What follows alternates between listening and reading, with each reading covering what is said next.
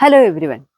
Motivation പ്രസംഗങ്ങളിലും പുസ്തകങ്ങളിലുമൊക്കെ നമ്മൾ വായിക്കുന്ന ഒരു കാര്യമാണ് ജീവിതത്തിലെ പ്രതിസന്ധികളും പ്രയാസങ്ങളും ഒക്കെ ഉണ്ടാവുമ്പോൾ അതിനെയെല്ലാം തരണം ചെയ്ത് ഫീനിക്സ് പക്ഷിയെ പോലെ ഉയർത്തെഴുന്നേൽക്കണമെന്ന്. എന്താണ് ഫീനിക്സ് പക്ഷിയുടെ പ്രത്യേകതകൾ? എന്തൊക്കെയാണ് ഫീനിക്സ് പക്ഷിയെക്കുറിച്ച് പൊതുവിലുള്ള വിശ്വാസങ്ങൾ എന്നൊക്കെയുള്ള കാര്യങ്ങൾ ഇന്നത്തെ ഈ വീഡിയോയിലൂടെ നോക്കാം. പുരാതന ഗ്രീക്ക്, റോമൻ, ഈജിപ്ഷ്യൻ ഇതിഹാസങ്ങളുമൊക്കെയായി ബന്ധപ്പെട്ട് കിടക്കുന്ന ഒരു സാങ്കല്പിക പക്ഷിയാണ് ഫീനിക്സ് എന്ന് പറയുന്നത്. എന്താണ് ഈ ഫീനിക്സ് പക്ഷിയുടെ പ്രത്യേകത? ലോകത്തില് ഒരു സമയത്ത് ഒരു ഫീനിക്സ് പക്ഷി മാത്രമേ ഉണ്ടാകൂ എന്നുള്ളതാണ് ഇതിനെക്കുറിച്ചുള്ള വിശ്വാസം. പരുന്തിന്റെ വലുപ്പമുള്ള, ചുമന്നതും സ്വർണ്ണ നിറവുമുള്ള ഒരു പക്ഷി.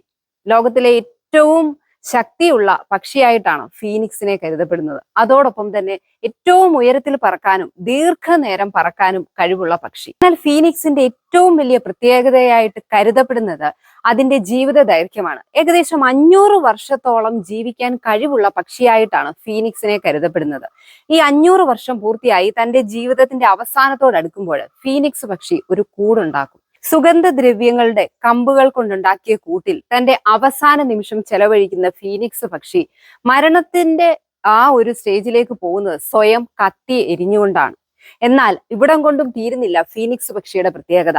കത്തിച്ചാരമായി തീരുന്ന ആ ഒരു നിമിഷത്തിൽ നിന്നും വീണ്ടും പുനർജനിക്കാൻ കഴിവുള്ള പക്ഷിയാണ് ഫീനിക്സ്.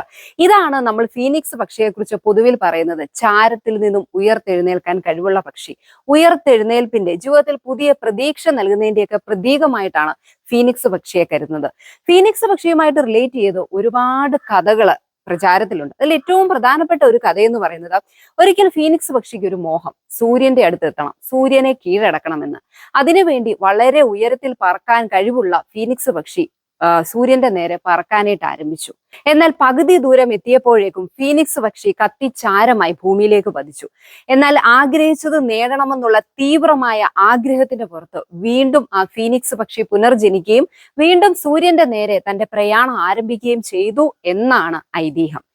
നമ്മളുടെയൊക്കെ ജീവിതത്തിൽ ഒരുപാട് ബുദ്ധിമുട്ടുകളും പ്രയാസങ്ങളും ഒക്കെ ഉണ്ടാകുമ്പോൾ, നമ്മൾ വീണ് പോയി കഴിയുമ്പോൾ അവിടെ നിന്നും നമ്മൾ ഉയർത്തെഴുന്നേറ്റില്ല, അല്ല എങ്കിൽ ആ പ്രശ്നത്തിൽ നിന്ന് പുറത്തു കടക്കാൻ ശ്രമിച്ചില്ല എങ്കിൽ നമ്മളുടെയൊക്കെ ജീവിതവും വീണു പോകുന്ന ഒരു അവസ്ഥയാണ്.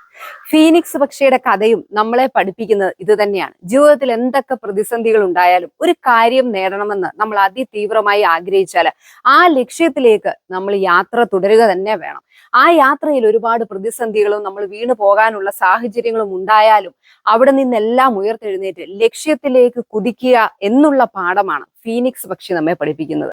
എപ്പോഴും ഓർക്കുക, വീണു പോകുന്നത് നമ്മുടെ തെറ്റല്ല, എന്നാൽ വീണിടത്ത് നിന്ന് എഴുന്നേൽക്കാതിരിക്കുന്നത് നമ്മുടെ മാത്രം തെറ്റാണ്. Be happy, B confident.